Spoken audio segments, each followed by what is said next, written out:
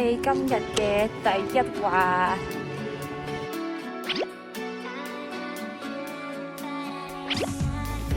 咁靚嘅雪，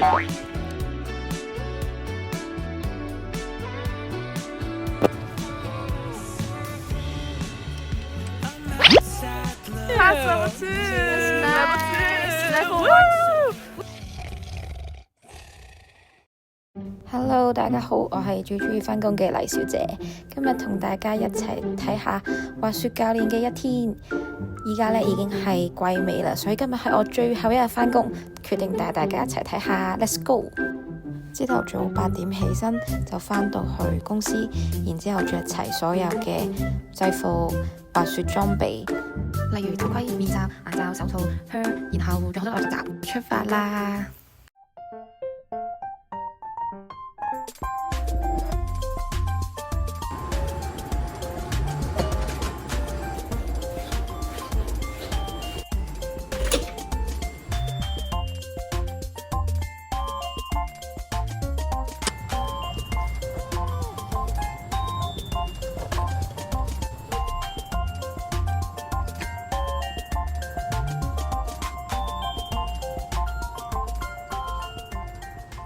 返工！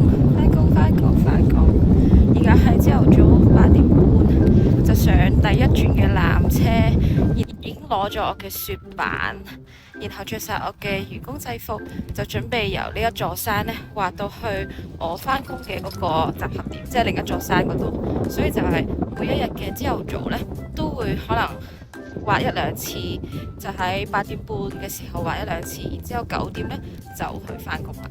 咁所以每日嘅朝頭早都可以享受到最平滑嘅雪，即係最好嘅雪，因為我係早起身嘅人，冇乜人。睇下，間唔中先得一個人。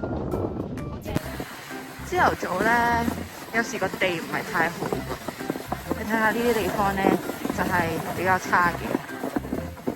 而家係季末3月尾。亦都係我返工最後嘅一個星期啦。而家啲雪唔算係太好。今年係滑雪嘅好年，因為成個季度係不斷咁樣落雪噶，基本上隔咗一個星期又落啦，所以滑雪場嘅雪係不斷都係好好噶。雖然前幾日就落咗雨，但係你見到都係有好多嘅降雪量喺個山上面嘅。希望呢個雪可以撐到4月中，咁我哋仲可以一齊去滑雪啦。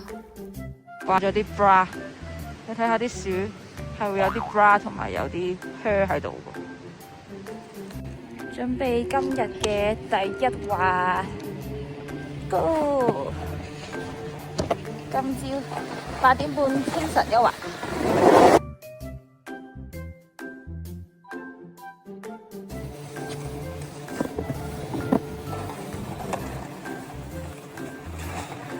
啱啱滑得比想象中快，所以可以滑多2轉先返工，所以滑埋最後呢一轉，第3轉我就去返工啦。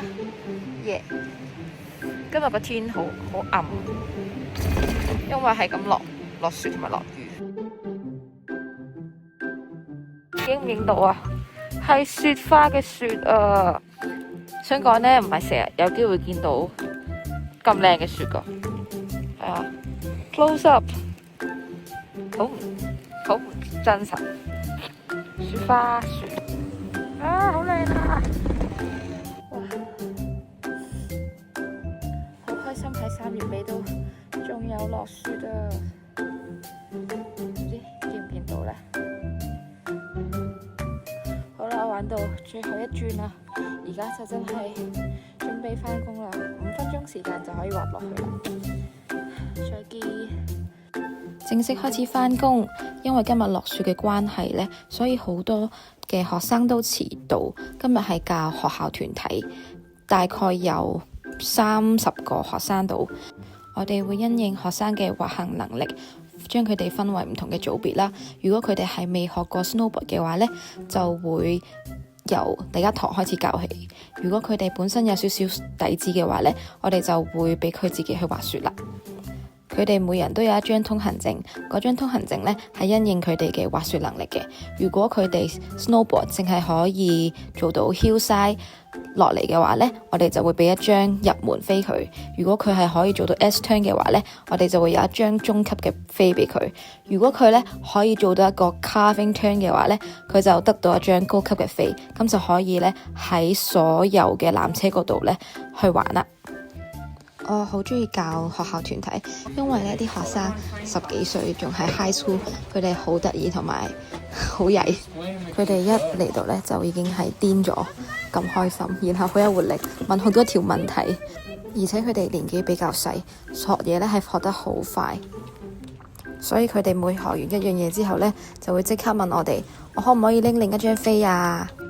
但係如果佢哋係冇嗰個技巧嘅話呢，我哋係唔會俾佢哋去某一啲纜車同埋某一啲斜啲嘅山坡。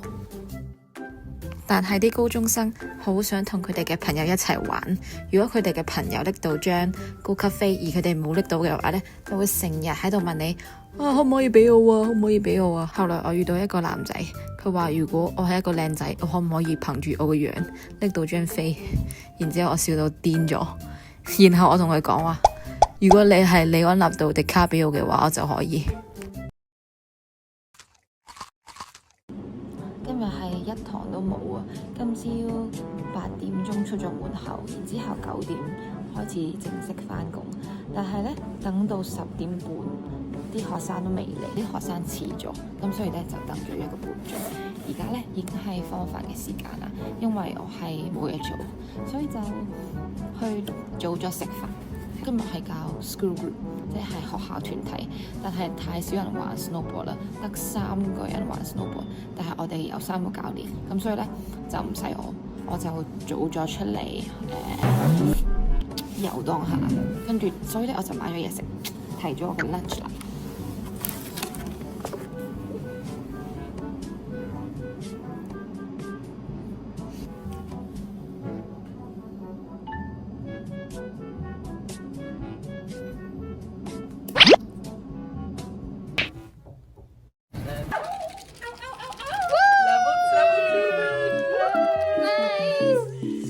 實在係太開心啦！我今日自己嚟滑雪，跟住我2個同事佢哋啱啱拎咗 Level 2嘅教練資格啊，即係再高一級嘅教練資格。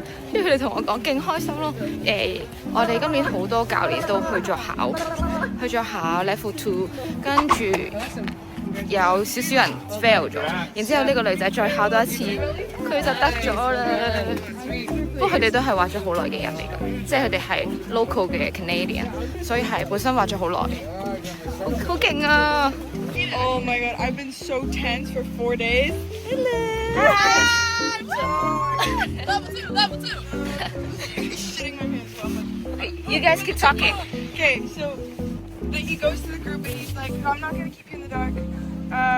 We only had 1 person pass. That was me too. And then he's like, only 1 person passed. He goes, for you 3 boys, and I was like, Oh my god. oh, it's me. Fuck yeah. Yeah, and then Tanya, she was like, sorry to say, but congrats.